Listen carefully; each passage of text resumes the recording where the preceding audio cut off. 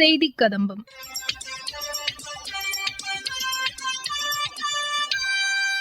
இன்றைய செய்திக் கதம்பத்தில் உலக தடுப்பூசி வாரம் குறித்த தகவல்கள், கோடை வெப்பத்தின் தாக்கத்தை தவிர்ப்பதற்காக மக்கள் பின்பற்ற வேண்டிய உணவு முறைகள் குறித்து இயற்கை மருத்துவர் கூறும் தகவல்கள் மற்றும் கூவாகம் கூத்தாண்டவர் திருவிழா குறித்த சிறப்பு தொகுப்பு ஆகியவை இடம்பெறுகின்றன.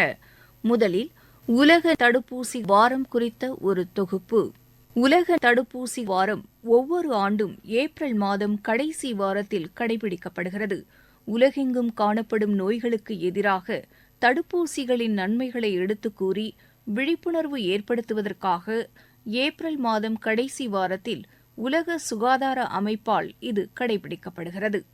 நோய் தடுப்பு விகிதங்கள் அதிகரிக்க செய்வது இதன் நோக்கமாகும்.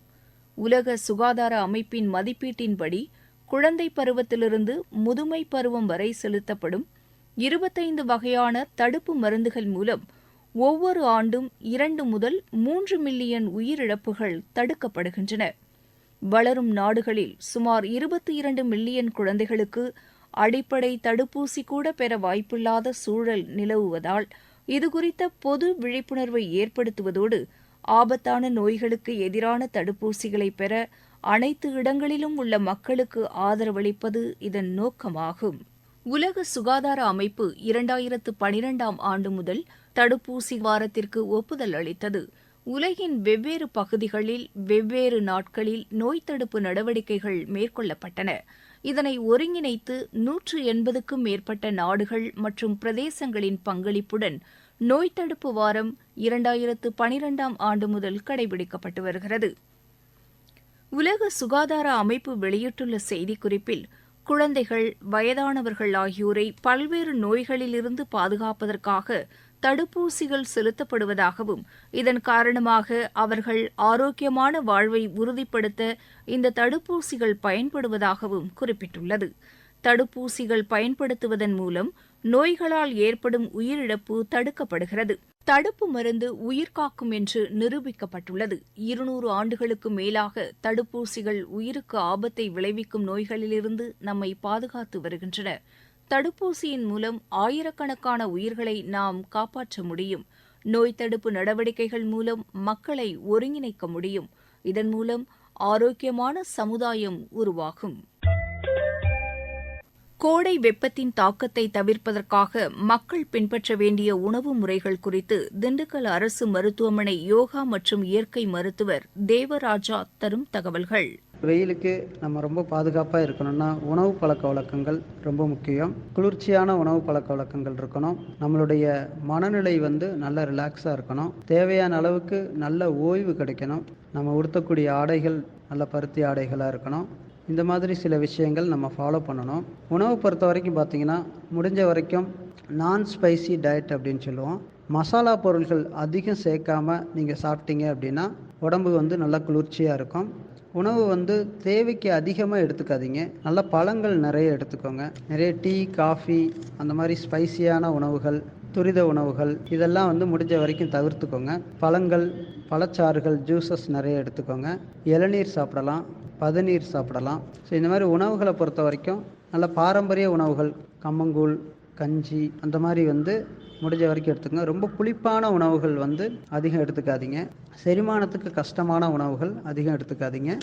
இது உங்களுக்கு உடம்போட உஷ்ணத்தையும் அதிகப்படுத்தி அலர்ஜியும் அது வரக்கூடிய சூழல் ஏற்படலாம். அதே மாதிரி மனசை எப்போவுமே ரொம்ப ரிலாக்ஸாக வச்சுக்கணும். எதையுமே பதட்டம் இல்லாமல் நிதானமாக வேகம் இல்லாமல் செய்யுங்க. ஸோ அது உங்களுக்கு அதிக வேர்வை, அதிக உடல் உளைச்சலை ரொம்ப தவிர்க்கும். தேவையான அளவுக்கு ஓய்வு கொடுங்க. வெளி அலைச்சல்களை தவிர்த்துக்கிறது ரொம்ப நல்லது. தண்ணீர் நிறைய குடிங்க. குறிப்பாக முதியோர்கள் ரொம்ப பாதுகாப்பாக இருக்கணும். எங்கே போனாலுமே ஒரு கொடை எடுத்துக்கோங்க. கொடை பிடிச்சிட்டு போங்க, அல்லது ஒரு துண்டையாவது தலையில் போட்டுக்கோங்க. முடிஞ்ச வரைக்கும் வெயிலிருந்து பாதுகாத்து இருந்தீங்கன்னா நல்லா ஆரோக்கியமாக இருக்கலாம். தேவையில்லாத கெமிக்கல் கழிவுகள் உடம்புக்குள்ளே போகிறத தவிர்த்துக்கோங்க. எதுவாக இருந்தாலும் இயற்கையாக சாப்பிட்றதுக்கு முயற்சி செய்யுங்க. கரும்புச்சாறுகள்லாம் நிறைய இடங்களில் கிடைக்குது. கரும்புச்சாறுகள் போன்றதெல்லாம் நிறைய குடிங்க. இந்த கெமிக்கல் ஜூஸஸ் வந்து அதிகம் எடுத்துக்காதீங்க. மற்றபடி நொங்கு, இளநீர் இதெல்லாம் சாப்பிட்லாம். பனங்கல்கண்டு கிடைச்சா அந்த பனங்கல்கண்டு வாயில் வச்சு அப்பப்போ கொஞ்சம் நேரம் வச்சுருங்க. இது உடம்புக்கு நல்ல ஒரு குளிர்ச்சியை தரும். வெந்தயம் ஊற வச்சு அந்த வெந்தய தண்ணீர் வந்து காலையில் கொஞ்சம் எடுத்துக்கோங்க. சும்மா ஒரு 5 கிராம் வெந்தயம் இருந்தால் போதும். அது நைட்டில் ஊற வச்சு காலையில் கொஞ்சம் எடுத்துக்கலாம். இந்த மாதிரி குளிர்ச்சியான உணவுகள் எடுத்துக்கோங்க. உடம்பை நல்லா ஆரோக்கியமாக வச்சுக்கோங்க. யோகா போன்ற பயிற்சிகள் செய்யுங்க. மனசுக்கு நல்ல இதமாக இருக்கும். மூச்சு பயிற்சிகள் வந்து நல்ல உடம்புக்கு நல்ல குளிர்ச்சியை தரும். கூவாகம் கூத்தாண்டவர் திருவிழா குறித்த ஒரு சிறப்பு தொகுப்பு. திருநங்கை என்று அழைக்கப்படும் மாற்றுப்பாலினத்தவரின் வாழ்க்கையில் மிக முக்கியமான திருவிழாவாக, சமுதாய சடங்காக கூவாகம் கூத்தாண்டவர் திருவிழா விளங்குகிறது.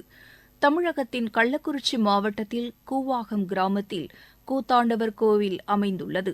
இங்கு ஒவ்வொரு ஆண்டும் சித்திரை மாதம் பௌர்ணமி தினத்தன்று இந்த திருவிழா நடத்தப்படுகிறது.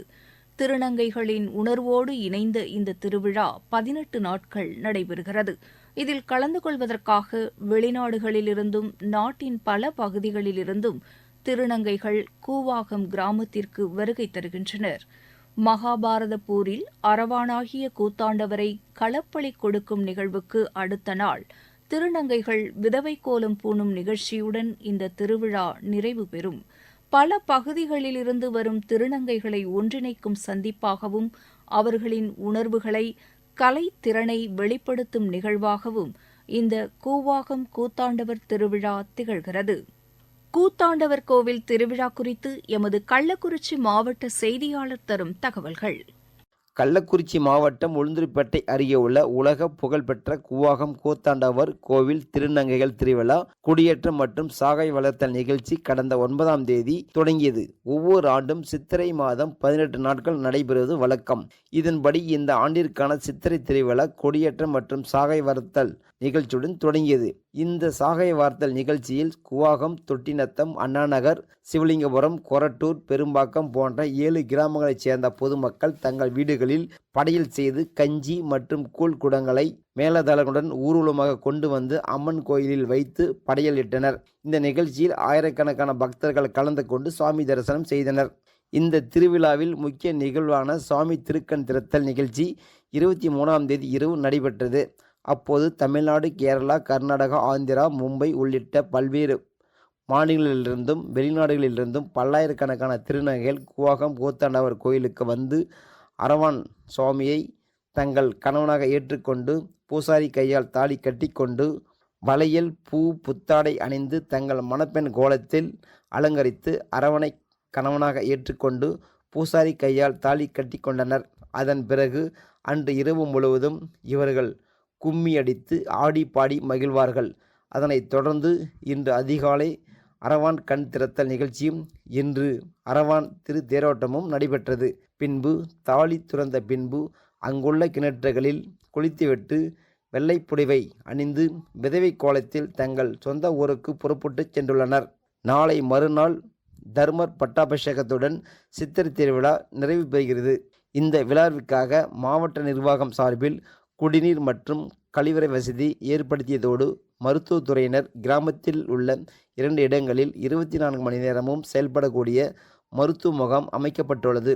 அதேபோல் காவல்துறை சார்பில் கிராமம் முழுவதும் 130 கண்காணிப்பு கேமராக்கள் அமைக்கப்பட்டு தொடர்ந்து பக்தர்கள் கண்காணிக்கப்பட்டு வரும் நிலையில் 1500க்கும் மேற்பட்ட போலீசார் பாதுகாப்பு பணியில் ஈடுபட்டுள்ளனர்.